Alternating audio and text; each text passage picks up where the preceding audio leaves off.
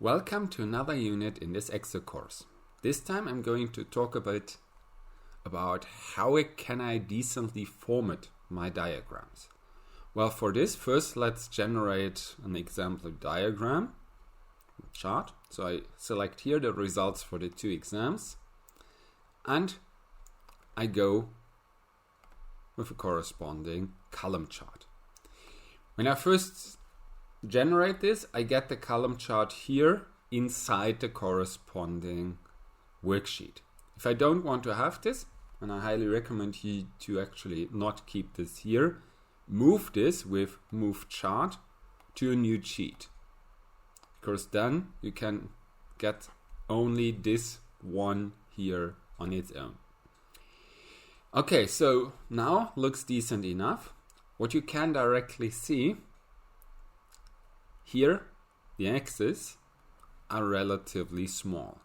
So what I would always recommend, if you want to use this somewhere in a normal publication, so in a Word part, go with something here of a font size of around 14.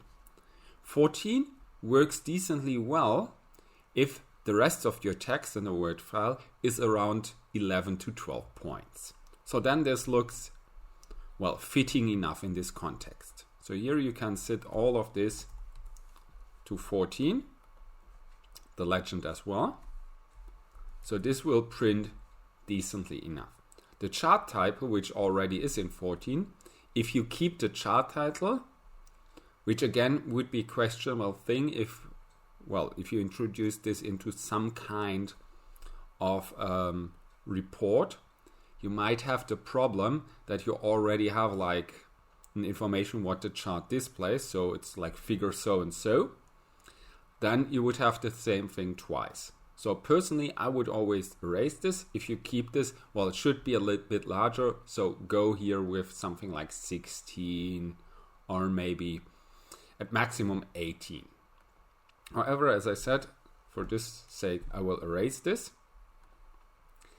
Then the next thing to consider, here I actually have a colored graph.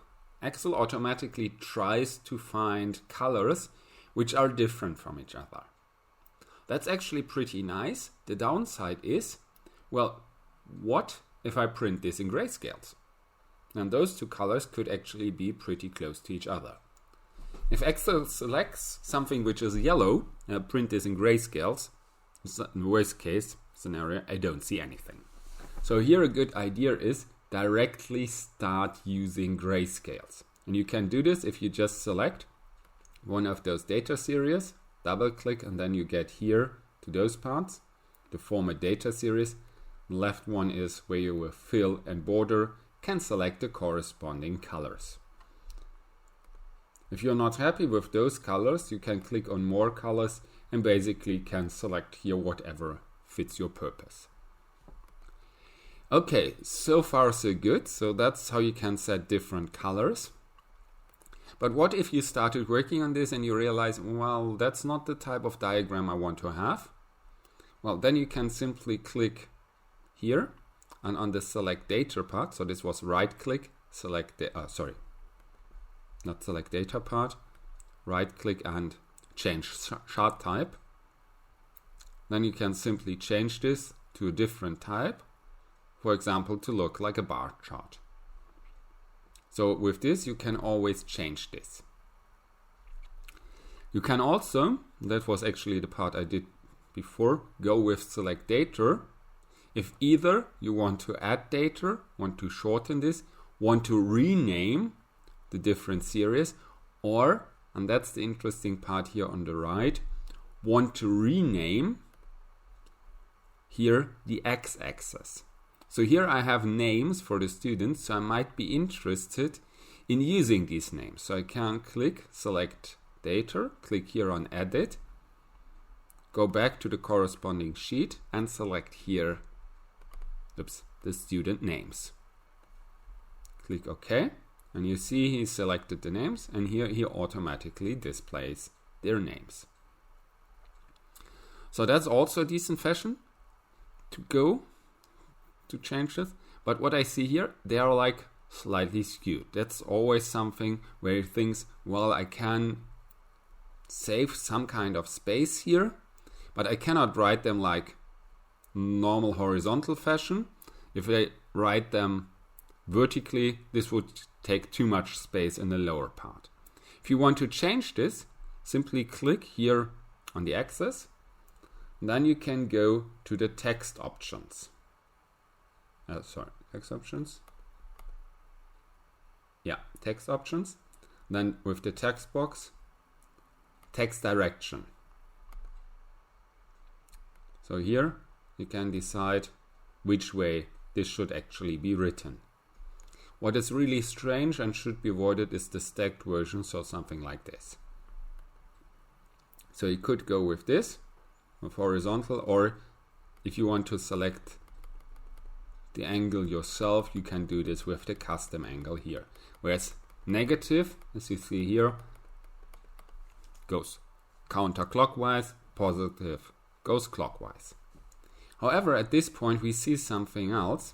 At this point he already misses out on some of those names because he does not have the space. I started with the horizontal part, and obviously the horizontal part, the names are too large for all of them being displayed.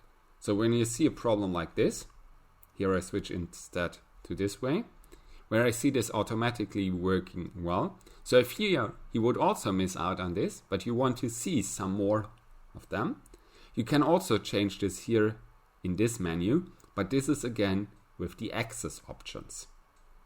With the axis options, you have down here the point labels. Then we have something like interval between labels. Here it's set to automatic, so he tries to make this fit. If you want to have all of them displayed, just go to specify interval unit and put a 1 here. So this means he will display all of them. On the other hand, here I'm using students, so I want to show all of them. If you have data for specific points in time, let's say you start 1990, then 1995, 2000, 2005, 2010. You want to display only every 5th year or every 10th year. Then you can go here and specify interval of 5. So that's one way to go about this. Another idea is, well, maybe you don't want to have them down here because, as I said, if they're like this distance might be too long. So what can you do? You can move them somewhere else. So here we have high, low, and none. None, well, obviously would exclude them, but you can go with high. High puts them up here.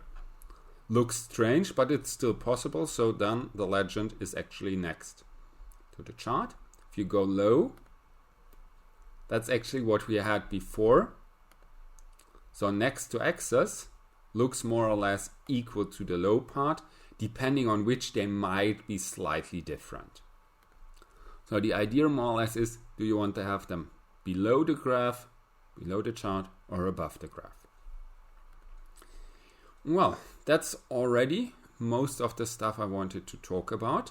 The final part is, well, you can do most of the change most of the parts in this diagram, like here those lines and additional stuff.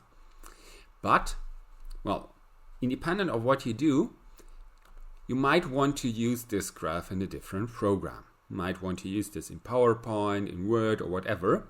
So whenever you do this, you click here, you select the whole thing, you copy this. What I would highly recommend, and I will show you this here in the context of Excel itself, if I go with Insert, here it looks normal. However, in Word, this is not always the case. So a good idea is go with Paste, Paste Special, and then select Enhanced Meta File.